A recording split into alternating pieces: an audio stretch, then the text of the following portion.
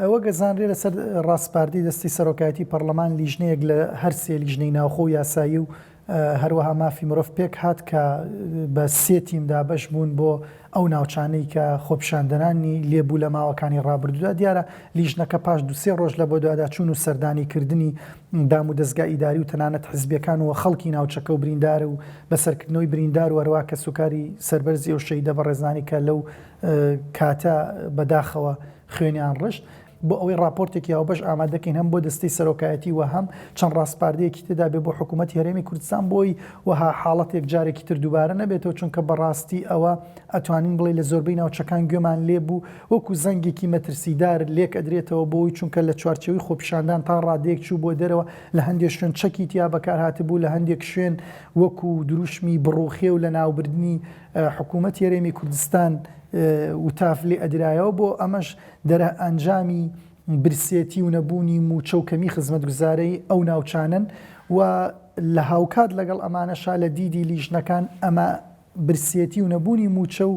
کەمی خزمەتگوزاری هۆکار بوون بۆی خۆپیشاندانەکان ئەنجام بدرێ و دواتریش ڕەنگە دەستی دەرەکی هەبوو بێ بۆ ئەوەی ویست بێتی سوودی خۆی لە نێو ئەم خۆپیشاندانان ببینێتەوە و بیەوێ زیان بە موسسەکان و بارەگا حزبیەکان و ئەوانە بگەێنەوە خۆپیشاندانەکە بەرەو بۆ بارودۆخێکی تونند و تیژتر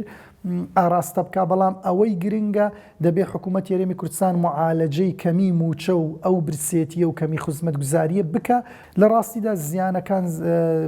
زیاتر لە ئەوەی کە هەبوو بەداخەوە 12 شەهید واتە 12 هاونیشتیمانی ئەم وڵاتە بوونە قوربانی چێ لە نێو خۆپیشاندەران و یەک لەوانە لە نێو بارەگا حزبیەکان بوو و هەروەها زیاتر لە سەروی 60 بریندار بە چەکی ئاگرین و چەکی غێر ئاگرین هەبووە و بەدەر لەوە سوستاندنی چەندین بارەگای حزبی و هەروەها موسساتی حکومی و دام و دەستگای حکومی سوتێنراون. ئەمانە زەرەر و زیانێکی زۆرن، بەڵام لە سەروی هەمووە زەرەر و زیانی گیانی بەداخەوە کە بەو شێوازە بوو و تەمە ناکەینەمە ئاخر وێستگە بوو بێەوە حکوومەتی هەرێم بتوانێت بربەستی دروست بکە بۆ ئەم جۆرە خۆپیشاندانە. ئەوەش بەوە دەبێت کە هەم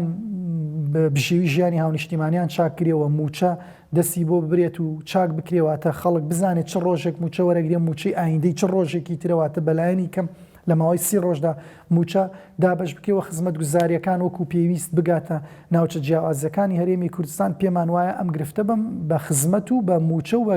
چاکردنی برسێتی هاونیشتیمانان چارەسەرە بێت. لە ڕاستیدا ئێمە راپۆرتەکەمان لە ئێستادا لە تەواوبوون نزیک بۆ ئاڕاستی دەستەی سەرۆکایەتیەکەین و بۆ بابەتی دانیشتنیش دەستەی سەرۆکایەتی دەتوانن و دەسەڵاتیان هەیە کە دانیشتن ساز بن و ئەویان نەکرێت لە دەستەی سەرۆکایەتی پرسێ و بەڵام بە دیدی ئێمە زەرورە و گرنگە دانیشتنی پەرلەمانی کوردستان هەبێ لەو دۆخە.